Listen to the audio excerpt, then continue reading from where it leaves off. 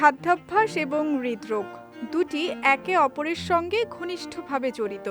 অনিয়মিত জীবনযাপন ও অস্বাস্থ্যকর খাদ্যাভ্যাসের কারণে বর্তমানে অনেকের মধ্যেই বাড়ছে হার্ট অ্যাটাকের ঝুঁকি।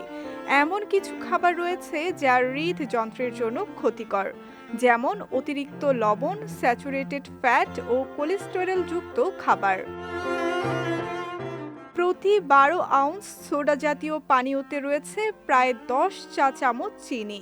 নিয়মিত এসব পানীয় ওজন বাড়ানোর পাশাপাশি হার্ট অ্যাটাকের ঝুঁকি বাড়ায়। এছাড়া কৃত্রিম চিনি ব্যবহারের সঙ্গে ক্যান্সারেরও সম্পর্ক পাওয়া গেছে। সাদা ব্রেডে উচ্চ কার্বোহাইড্রেট থাকে, যা খেলে হার্ট ডিজিজের ঝুঁকি বাড়ে। এর উচ্চ গ্লাইসেমিক ইন্ডেক্স রক্তে চিনি দ্রুত বাড়িয়ে দেয়, যা হার্ট অ্যাটাকের প্রাথমিক কারণগুলোর একটি। একইভাবে অতিরিক্ত লবণ রক্তনালীর ক্ষতি করে এবং ব্লক তৈরি করতে পারে।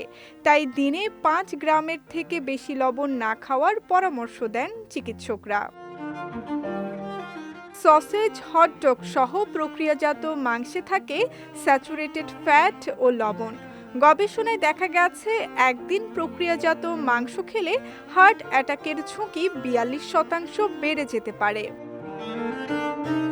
চিনি, স্যাচুরেটেড ফ্যাট ও উচ্চ কোলেস্টেরল ও প্রচুর ক্যালোরি সবই থাকে ফাস্ট ফুডে। এগুলো হার্ট অ্যাটাকজনিত মৃত্যুর অন্যতম কারণ।